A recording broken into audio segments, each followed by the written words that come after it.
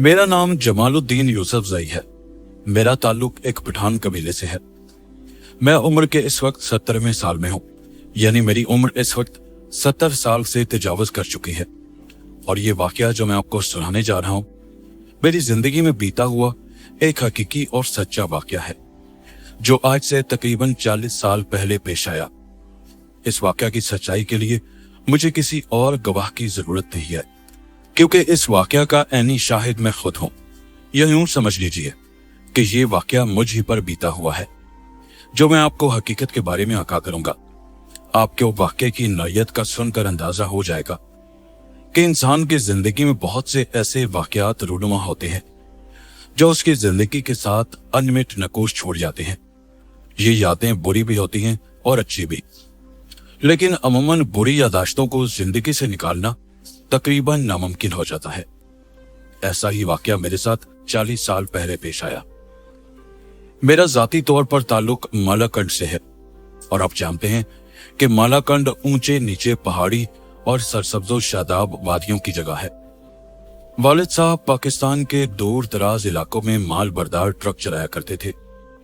पढ़ाई की तरफ मेरा जी न लगता था, तो उन्होंने भी मुझे अपने साथ ही ट्रक चलाने पर लगा लिया कि ऐसा ना हो पढ़ाई से भागते भागते मैं कहीं लोफरपन का शिकार हो जाऊं। मेरी उम्र उस वक्त 17 बरस की थी, और 20 साल की उम्र तक पहुंचते पहुंचते वालिद साहब की सरबराही में मैं एक माहिर ट्रक ड्राइवर बन चुका था। फिर वालिद साहब ने जब देखा कि मैं एक माहिर ड्राइवर बन चुका हूं और ड्राइवरी के तमाम असरार रमूज से वाकिफ हो चुका हूं, तो उन्होंने अपनी बढ़ती हुई उम्र के पेश नजर ट्रक ड्राइवरी छोड़ दी और गांव में एक छोटी सी दुकान खोल ली और ट्रक को मेरे हवाले कर दिया। मेरे साथ ट्रक पर एक हेल्पर मौजूद होता था, शाहनवाज गुल, जो मेरा ही हम उम्र था और हमारे गांव से एक करीबी गांव में रहता था। हम दोनों कई कई महीने घर से बाहर रहते। काम के सिलसिले में हमारा पाकिस्तान के दूर दराज इलाकों तक जाना होता। जिस जिस जगह से हमें माल लोड और अनलोड करना होता, जहां जहां से हमें ऑर्डर मिलता, हम उसी हिसाब से माल एक जगह से लेकर दूसरी जगह चले जाते। शाहनवाज हो कि मेरा हेल्पर था, मगर उसके साथ साथ मेरा एक अच्छा दोस्त भी था। अपने इस पेशे के दौरान मैंने पाकिस्तान के बहुत से दूर दराज इलाके देख रखे थे। मुझे दुश्वार गुजार पहाड़ी इलाकों से लेकर मैदानी इलाकों, समंदरी इलाकों और सहराई इलाकों के साथ साथ कम ही कोई ऐसी जगह होगी जो मैंने अपनी जिंदगी में ना देखी हो। शाहनवाज गुल और मैं जिस जगह जाते, सामान लोड या अनलोड करना हमारा काम नहीं होता। हमारा काम सिर्फ सामान को पहुंचाना होता, मुकर्ररा जगह पर जहां से सामान उठाना या अनलोड करना होता। उसे अनलोड या लोड करने के लिए मजदूर वहां पर पहले से मौजूद होते। शाहनवाज का काम ट्रक के टायर वगैरह को देखना, गाड़ी की छोटी मोटी जरूरियात और मरम्मत शाहनवाज के जिम्मे होती। उसके साथ साथ शाहनवाज को मैंने ड्राइविंग भी सिखा दी थी। यूं ही एक रोज का वाकया है कि एक रोज हमें चल्लास के दुश्वार गुजार पहाड़ी इलाके की तरफ सफर करना था। मुझे अच्छी तरह याद है कि हमने केपीके के एक मैदानी शहर से सामान लोड किया और उसे चल्लास के दुश्वार गुजार वादी में लेकर जाना था और एक कस्बे में अनलोड करना था। सामान लोड करवाने वाला आदमी शाहनवाज का अच्छा जानने वाला था। शाहनवाज ने उसे दोस्त होने की खातिर अपने साथ ट्रक में बिठा लिया ताकि रास्ता में गपशप रहेगी। हमने उसका सामान लोड करवाया और हम तीनों ट्रक लेकर चल पड़े और चल्लास की तरफ रवाना हो गए। हमारा सफर 20 से तकरीबन 25 घंटे के करीब था। सफर के दौरान रास्ते में एक जगह पर हमारा पड़ाव था। वहां पर खाने पीने और रुकने और ताजा दम होने के बाद हम दोबारा अपने सफर पर रवाना हो गए। पहाड़ी इलाकों के मौसम इंतहाई खूबसूरत और वहां की शादाबियां और मंजर आंखों को दिल लुभाने वाले होते हैं। दिलकश पहाड़, मीठे बहते हुए झरने, मीठे बहते पानी के दरिया और पहाड़ी वादियों से गुजरते गुजरते हम एक ऐसी जगह पर पहुंच गए जहां रात का अंधेरा पड़ गया था। शाहनवाज का दोस्त मसूद शाह बहुत बातूनी शख्स था जिसने माल लोड करवाया था। हम एक जगह रुक गए। ट्रक से उतरकर हमने एक तरफ सड़क के किनारे चूल्हा वगैरह रखा और चाय बनाने लगे। वहां पर ढाबा नुमा होटल बहुत दूर दूर होते थे, इसलिए हमने ट्रक पर छोटा मोटा चाय वगैरह का इंतजाम कर रखा था। चाय वगैरह बनाई और पी और उसके बाद गप्पे हाँकते हुए आगे रवाना हो गए। शाम का अंधेरा पहले लगा था और रात होने वाली थी।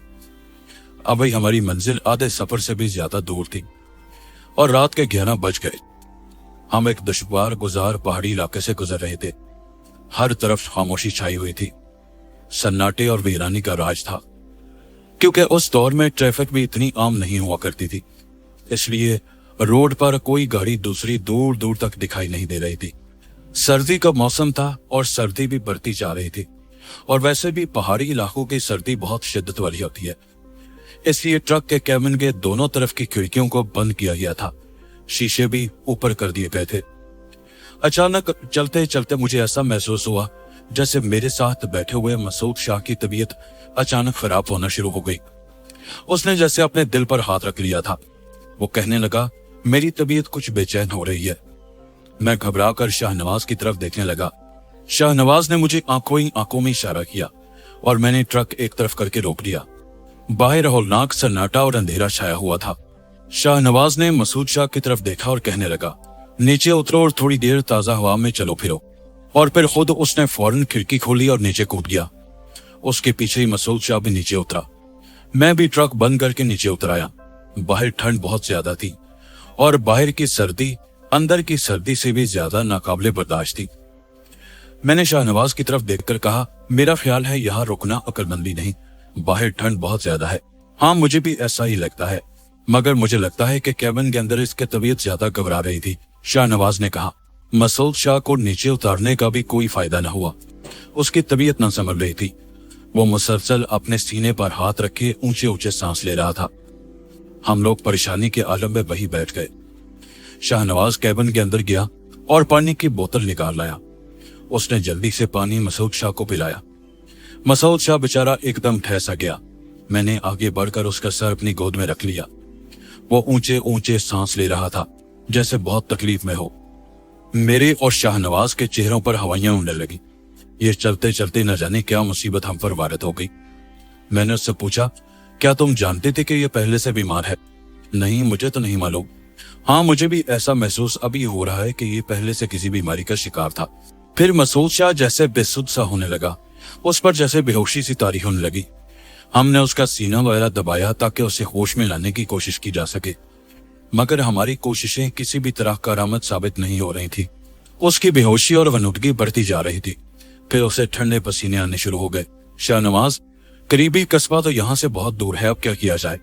आसपास तो कोई आबादी भी नहीं, ये तो सारा वीराना ही वीराना है।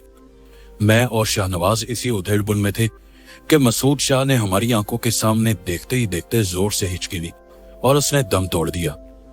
उस वक्त जो हालत मेरी और शाहनवाज की थी वो मैं बयान नहीं कर सकता। हमारी ये हालत थी कि कांटों तो बदन में लहू नहीं। मेरे ख्याल के मुताबिक मसूद शाह को दिल का शदीद तरीन दौरा पड़ा था, जो जानलेवा साबित हुआ था। ओह मेरे खुदा, ये क्या हो गया? मैं सख्त परेशान था। शाहनवाज भी बेचारा रोने को था। अब क्या होगा?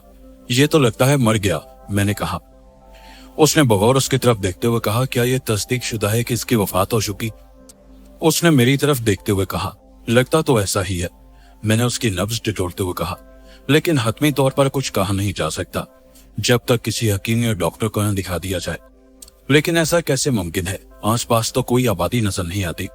डॉक्टर या हकीम यहाँ कहाँ से आ गया? इसे किसी करीबी आबादी लेकर चलना होगा।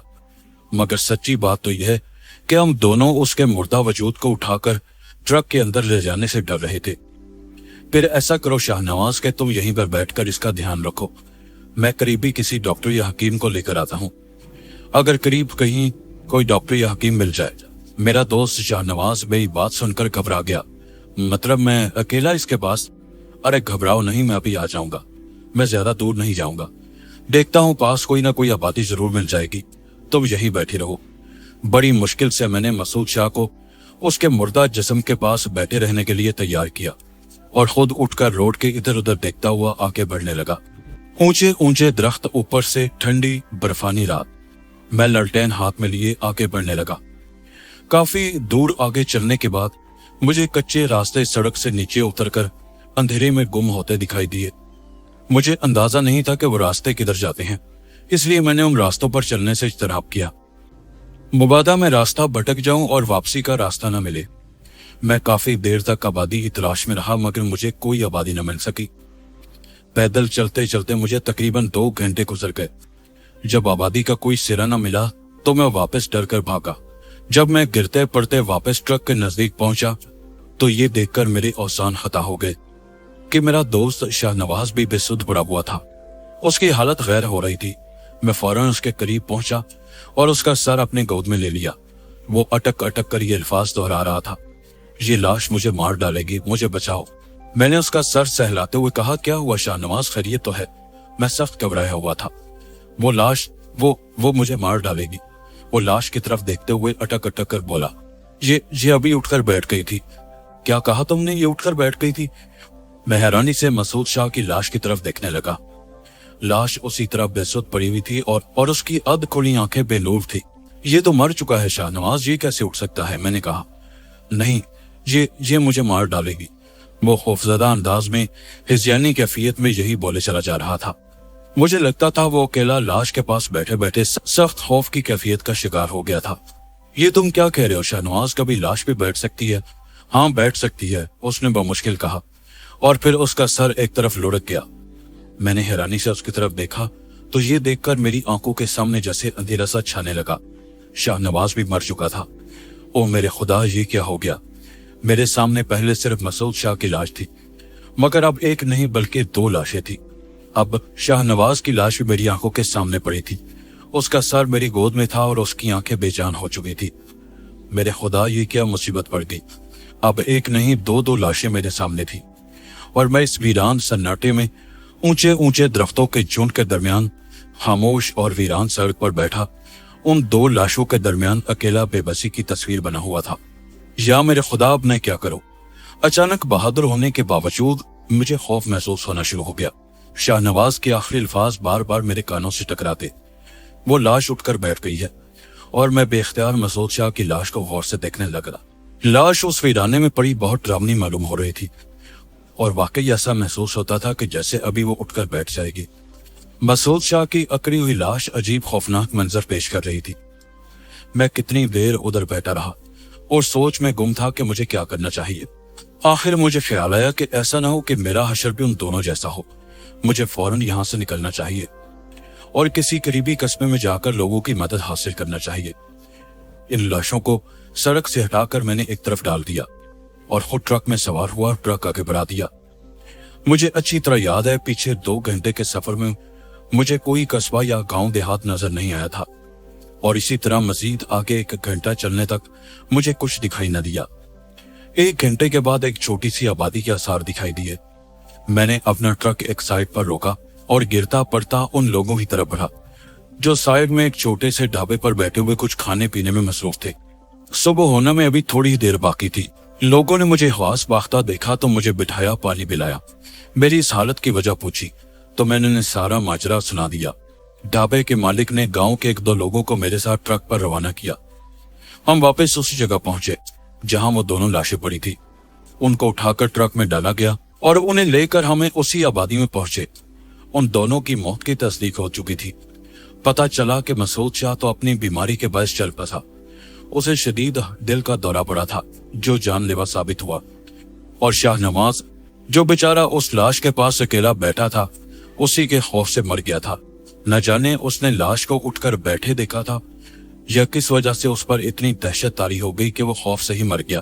ایک گاڑی میں دونوں کی لاشیں ڈال کر ان کے ورثاء کے حوالے کر دی گئیں، اور میں مایوس دل کے ساتھ آگے روانہ ہوا۔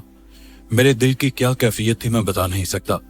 سامان ان لوڈ کرنے کے بعد میں پہلی فرصت میں اپنے دوستوں کے لواحقین کے پاس پہنچا اور ان کو تمام واقعات منو ان اسی طرح سنا دیے جس طرح وہ پیش آئے تھے۔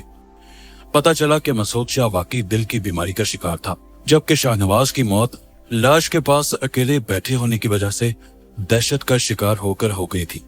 مگر مجھے شاہ نواز کے آخری الفاظ اب بھی یاد ہے کہ اس نے لاش کو اٹھتے بیٹھتے دیکھا تھا۔ نہ جانے کیا اس نے دیکھا تھا کہ وہ بھی بیچارہ ڈر کے مارے وہی مر گیا۔